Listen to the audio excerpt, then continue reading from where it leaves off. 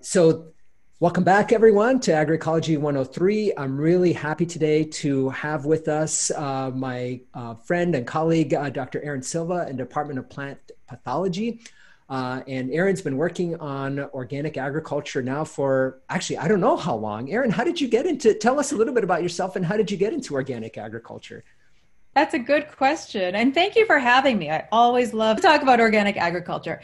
So I've been working in organics officially since about 2003. When I was a graduate student, I did a little bit of organic farming myself.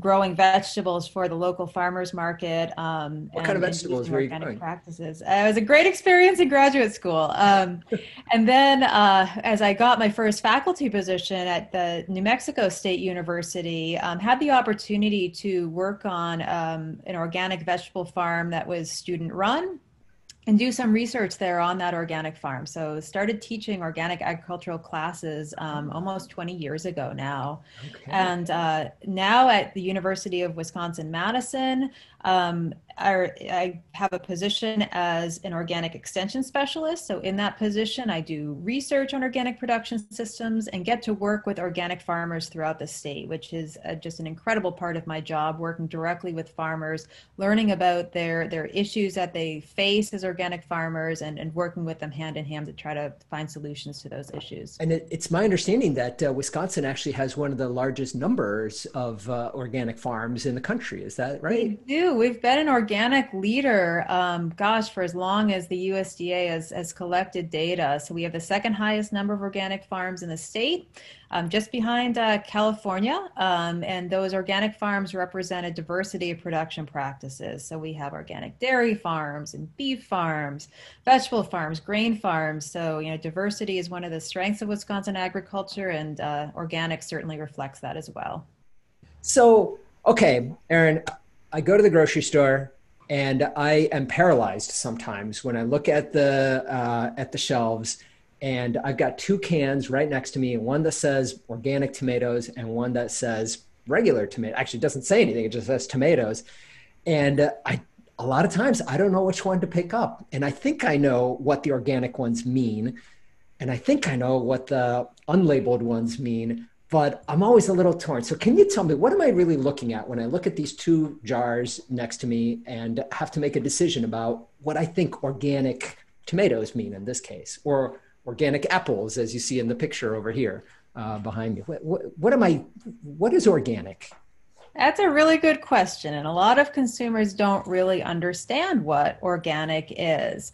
And that lack of understanding was really the motivation for creating an organic label. So the organic label has been around for just a little under 20 years now. And you notice the organic label, and I'm trying to look for it behind you there, as that green circular seal that says, it says USDA organic. So this label came about after about a decade of discussion, when it was recognized that consumers were interested in knowing more about where their food came from. This interest really started in about the 1960s, when there became an increasing recognition about the impacts of pesticides in our environment, particularly with the publication of Rachel Carson's book, Silent Spring. So people were looking for food that was produced in a way that they felt was aligned with their environmental goals and their concern Mm. for the environment. So farmers saw this, and farmers were concerned as well. And the same time, there was a back to the land movement, and overall an increase in environmental consciousness. Earth Day came about in the Mm. 1970s. So a lot of interest in terms of land stewardship and the impacts of our activities, not only in farming, but more generally on our land. So farmers were interested, but as consumers were interested, farmers saw the opportunity to sell food to this market. And where there's an opportunity, people will take advantage of the opportunity. And the interpretations from the farmer perspective of organic were quite different. Some focus more on the pesticide aspect, but some focus more on some of the foundational concepts of organic, which were really soil stewardship and the connection of soil health and how that impacted plant health and human health. So with these different interpretations, farmers were using different practices and consumers didn't know what they were getting when they were getting that can of organic tomatoes in the grocery store.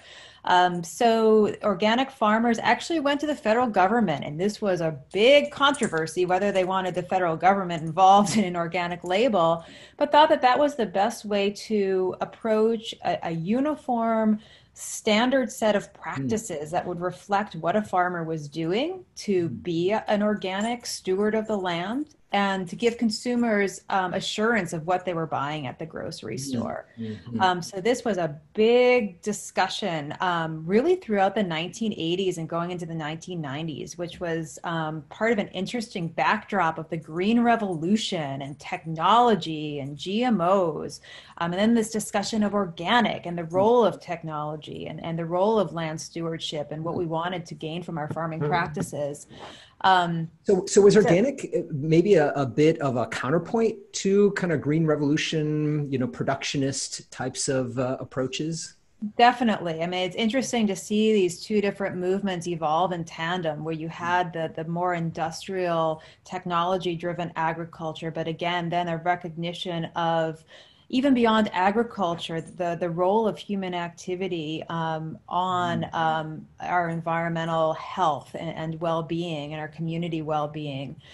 So there were some interesting tensions as you read some of the history of organic, of how these two movements evolved and how the federal government either supported or really did try to influence these different movements as they were emerging. So when I'm sitting at the store, is there kind of an easy answer to, which one of those two cans should I buy? What do I do? Yeah. Yeah. So when you see that USDA label, there is a very defined federal regulation that that allows the consumer, but also allows the farmer to know what they need to do to become certified organic, which is a very rigorous process. There's a lot of oversight. There's a lot of record keeping. There's an annual inspection. And those regulations are specifically defined under the National Organic Program. And these regulations are practice-based. So they're really defining what a farmer must do to become a certified organic operator. And So also what what they they need to can't do, do, right? and well, it's more of what they do. Oh, It's more of what they do. And there is certainly what they can't do as well. And there's limitations on uh, federal or synthetic pesticides and synthetic inputs. But actually, one of the slides that I often present is it's not just what a farmer can't do, but it's what they do. And it's what they do in terms of crop rotation and adding diversity, huh. using cover crops, maintaining soil health. So often consumers think about organic in terms of what a farmer does or does not spray, but it really is a more complex set of practices that a farmer must adopt. Mhm. Having animals out on pasture, aspects of animal care and well-being. So it's not just what a farmer uses or doesn't use, but it's a whole set of complex suite of practices that a farmer must adopt. Mm. So you're very much in tune with kind of organic movements, not just in the U.S. but also kind of internationally. Mhm. How do people in different parts of the world interpret organic agriculture? In Italy, they call it biological agriculture, biologica, which is funny. It's like we think all agriculture is biological, but whatever. Tell us a little bit about kind of different interpretations of organic approaches around the globe. It's interesting, and it's been one of the most rewarding parts of my position here at UW-Madison is to be involved in more of this international organic movement. And there's an organization called IFOAM, the International Federation of Organic Agricultural Movements, that has more of an overarching philosophy that has come together from various viewpoints, not only from developed nations, but from developing nations as well. So it takes into account a diverse set of production practices, not only from more of what we think of more of our modern agriculture, but also more indigenous agriculture, Mm, smallholder agricultural systems mm, beyond the developed nations of Europe and the US and Canada. But even in that set of countries, whether it be the Canadian regulation, the Japanese regulation, or the European regulation, there are slight differences in interpretations and goals and the way that these production standards have evolved. And overall, when we look at organic standards, even internationally, when we look at the regulatory component, they are very much focused on the practices, the production mm, practices. So they aren't as focused on aspects of community well-being or labor or fair mm, trade, but really focusing on what the farmer's doing to the land mm, mm, and the production practices that they need to become certified organic.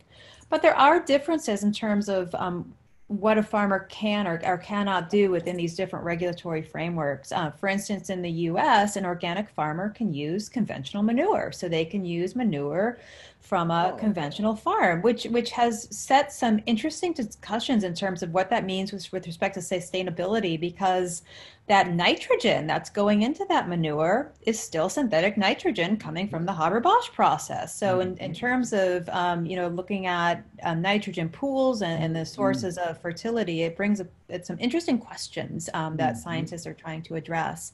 mm, In Europe, however, that is not necessarily the case. There are more restrictions mm, in terms of the types of farms where manure can be used on organic operations. There's also some interesting differences in terms of antibiotics, which is another yeah. topic that's often debated in organic. In the US, organic animals cannot be given antibiotics.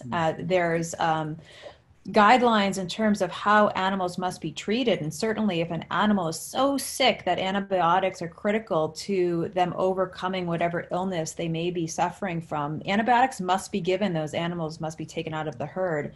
But the European regulation is a bit more forgiving in terms of the use of antibiotics. Again, there's still restrictions in terms of how that's used as a first line of defense or first line of treatment versus the integration of other preventative or natural treatments.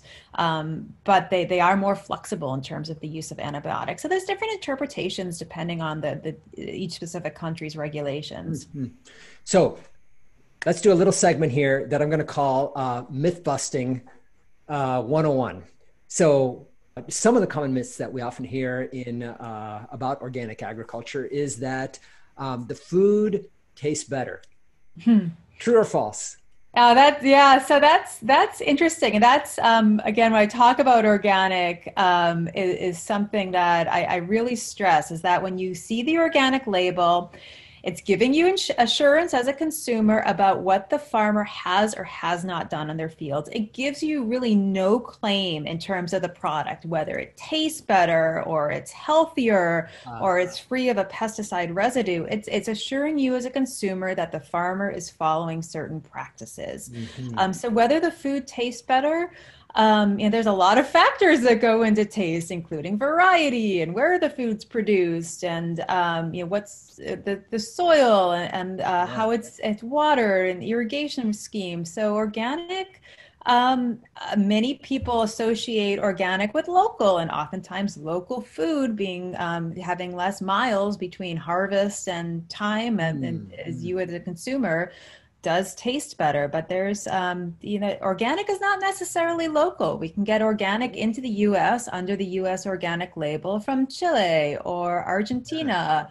As long as or they follow India. those practices. Yeah. Yeah, it's as long as they follow those practices, they can sell certified organic in the U.S. It's those claims in terms of taste and even claims in terms of nutrient density or health. There's such a varied interpretation of how those organic practices are implemented on farms, which is part of how the organic regulation is specifically meant to Yeah. be applied. Is Yep. it's meant to be a site-specific, ecological, environmental set of practices. So it's not prescriptive. The way we do California organic is different than the way we do Wisconsin organic, and it's meant to take into account local needs and resources and what we need to do in terms of land and water stewardship. So organic practices vary widely depending on where that organic farm is and what they're growing. Are there other myths that you would like to dispel about organic?